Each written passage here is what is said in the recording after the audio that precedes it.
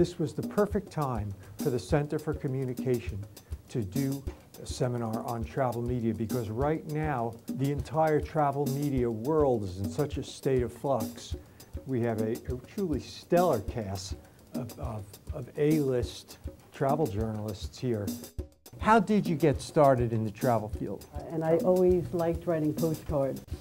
And I prided myself on really describing places very well in the tiny spot on the back of a postcard.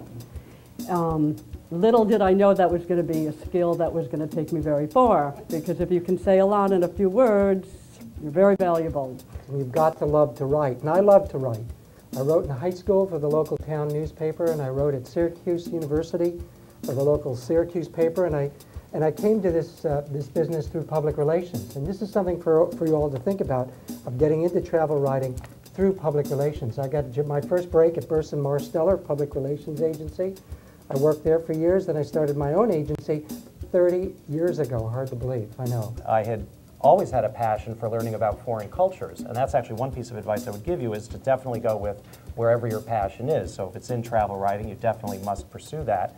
In my case, as a student, I had studied overseas 4 or 5 different times. I had traveled around the world a great deal, and I never would have thought that later in life it would come full circle and I would have an opportunity to actually start my own company involving online media, online publishing, focused on travel information.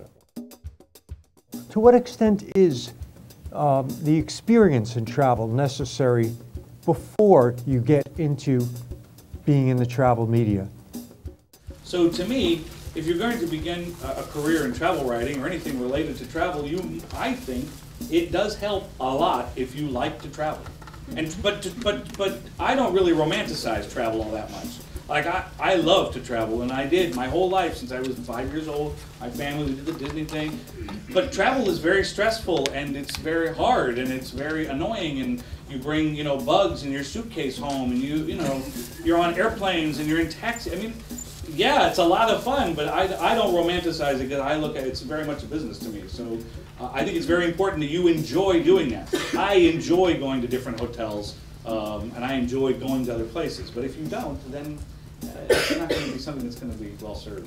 It maybe is okay if you've done no travel in your life thus far. It doesn't mean you can't become a travel writer. Yeah. What's very important is you've got to have the skill set to be a great writer and a reporter, which means studying journalism and being able to write an interesting story, or whoever your audience is. You need to be able to speak intelligently to that audience. So the fundamentals of writing have to come first.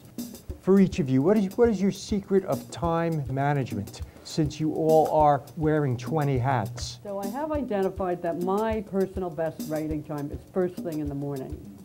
And so I kind of adhere to, if I have writing to do, I do it then. Pretty much first thing. I don't even allow myself to read the New York Times or whatever first. I'll just start writing. Because I know there's a couple of really good hours where I'm really good. I'm really fast. I come up with great titles, great ideas. I move right along. The same Susan, 3 o'clock in the afternoon, can't put a sentence together. For me, I have to turn off the email. You know that little thing that dings every time an email comes in? That's deadly. You've got to turn that off. And you got to sit there, turn it off, let some emails build up for an hour. It's okay. It's all right. And then get something done, get some writing done. And as a treat, I actually literally move the email down so I can't see it on the screen, turn off the sound. I know it's there. People can wait. Of course, somebody sends you an email, then they call you. Did you get my email? And you have to come up with an excuse. Oh, I'm in a meeting right now, I'll get back to you. As soon as I, finish this meeting, and the meeting happens to be get your writing done. I've always wanted to ask you, and other people have too, how did you manage to be a travel writer while raising a child? My daughter now is going to be 13, but she's been pretty portable, and I've taken her everywhere. In a suitcase? Yeah, she's got pretty the portable portable. model? She's a good traveler. Got the laptop Yeah, I version. got the laptop.